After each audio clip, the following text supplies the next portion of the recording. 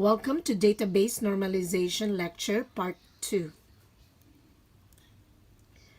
Last time, in our first video, we defined normalization and normal form. What is normalization? It is a means of optimization of tables by means of avoiding data redundancy to reduce spaces and allow easy access to data. The stage at which a table is organized is known as its normal form, or others call it a stage of normalization. As I have mentioned in my first video, there are 5 stages of normalization, namely the first normal form, the second normal form, the third normal form, the fourth normal form, and the fifth normal form. But we will be considering only the first, the second, and the third normal forms, since we are discussing the basics of DBMS. What are the different characteristics of the first, second, and the third normal forms? A database is in the first normal form if all its attributes are atomic, meaning they contain only a single unit or type of data, and all rows have a unique primary key. A database is in the second normal form if it is in the first normal form and there is no repeating data in its tables. How do we do it? We remove the repeating data and create another table with a primary key, which will be related to the first table by means of a foreign key. So for the second normal form, we will be introducing a foreign key.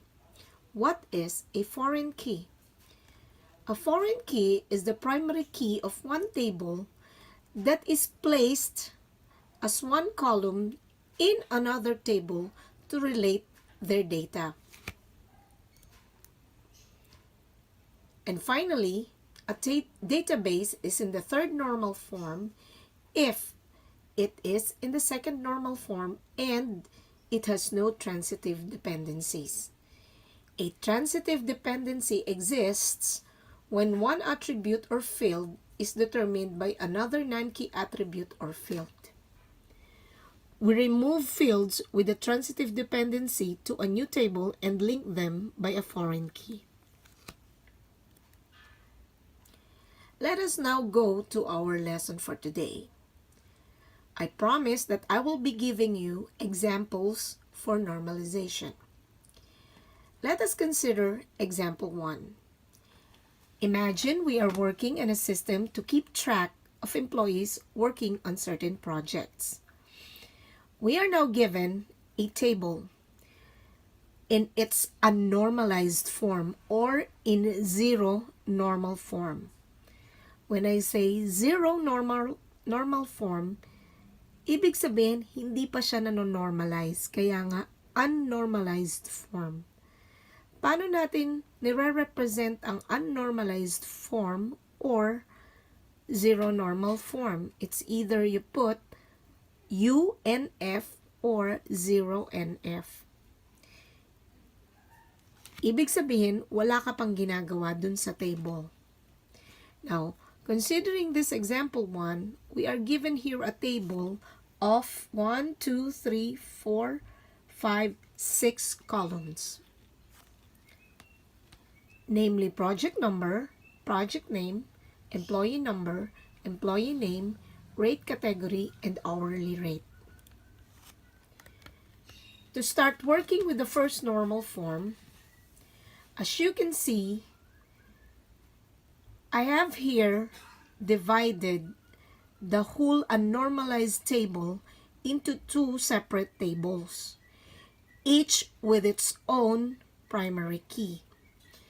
And take note, all data are atomic. Please take note, with our employee number, which we will assign as the primary key for the employee table, we arranged our primary key in ascending order. So we started with 11, and then 12, and then 16, and the last is record 17. The other table is named project table. We assigned the project number as its primary key. Again, I have arranged the primary key in ascending order. It's 1023 first and then followed by 1056. So this is already our first normal form. I may consider this as the first normal form because all data are atomic and all data have its primary key. Now moving on to the second normal form. If you may notice, the first normal form has the employee table and project table, but they were not related to each other. Now, to make a relationship between the employee table and the project table, I have created another table which has two columns, the project number and the employee number. I have related the project number with the employee number. This is based on the original unnormalized table. Let's see again. Okay. For project number 1023, we have employee numbers 11, 12, and 16, and 17. Whereas for 1056, we have employee number 11. Let's go to the second normal form again, the third table. I have related the project number 1023 to employee number 11, 1023 to employee number 12, 1023 to employee number 16, 1056 to employee number 11, and 1056 to employee number 17. This type of table, which is composed of two primary keys only, or of purely primary keys, is called the composite table. In the composite table, we have more than one primary key. And in this case, we have created a table made up of purely primary keys that we have combined so that we may relate one table with another. This is just for relationship purposes. So we call this composite table as our foreign key.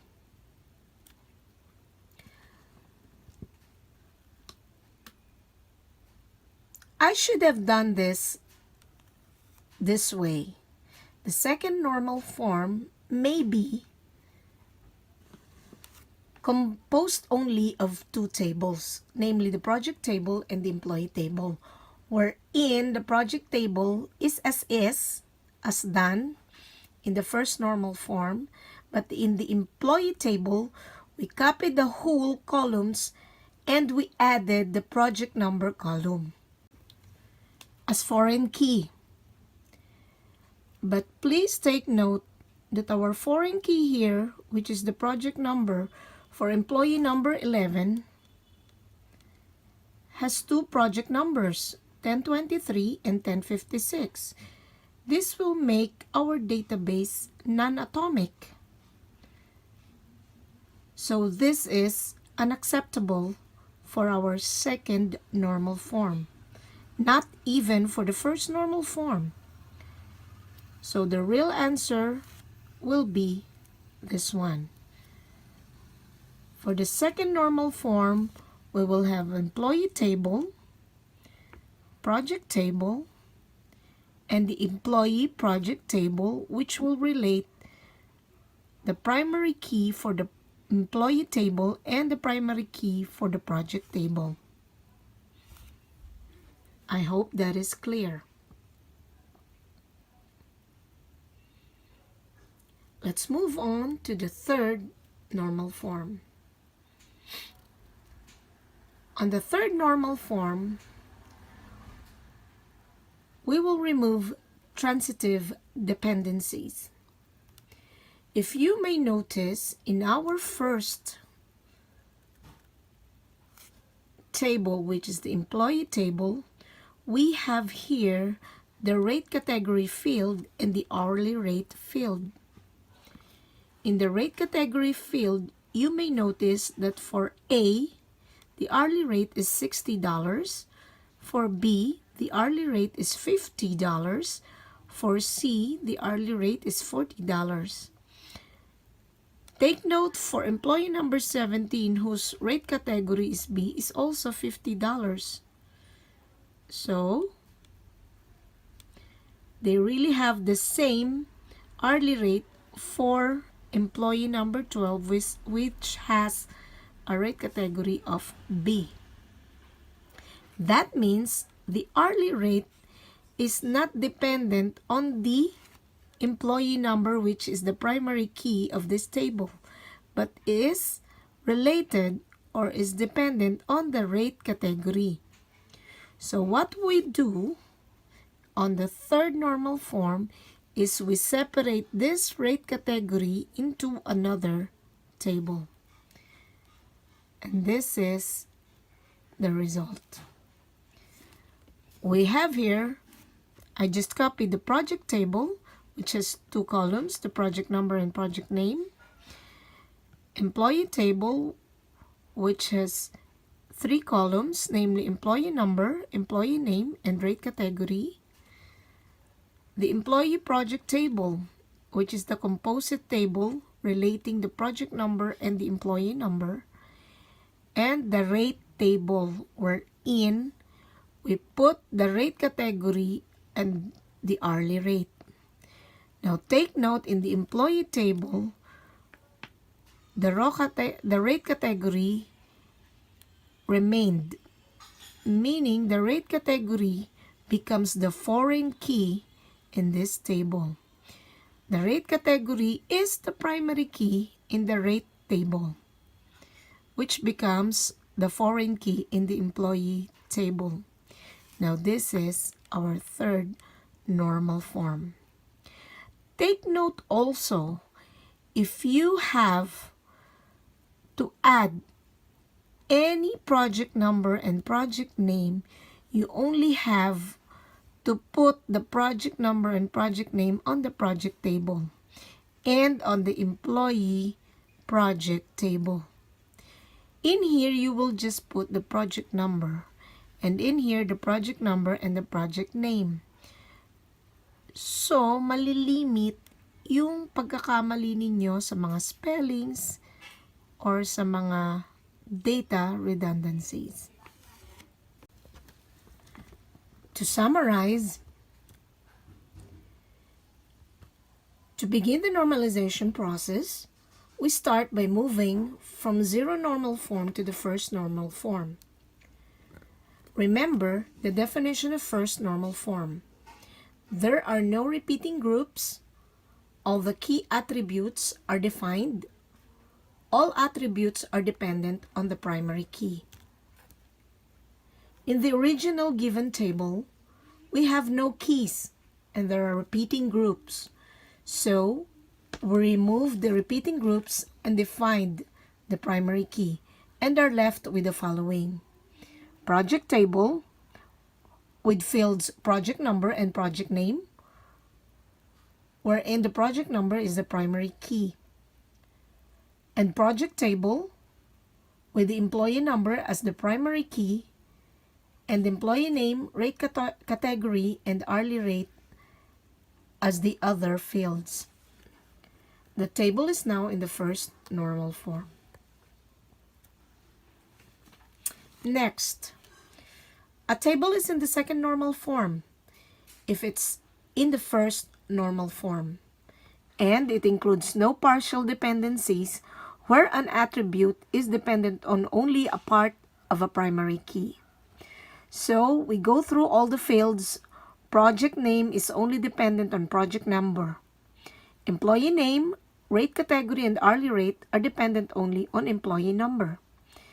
So we remove them and place these fields in a separate table, with the key being that part of the original key they are dependent on. So we are left with the following three tables, namely the employee table, project table, and the employee project table. In the employee table, we have the employee number as the primary key. In the project table, we have the project number as the primary key. And the employee project table, we have the project number and the employee number as the composite primary key. The table is now in the second normal form. Finally, is the table in the third normal form? What's the definition of the third normal form? It must be in the second normal form, and it must contain no transitive dependencies, where a non-key attribute is dependent on another non-key attribute. We can narrow our search down to the employee table, which is the only one with more than one non-key attribute. Employee name is not dependent on either rate category or hourly rate. The same applies to rate category, but hourly rate is dependent on rate category.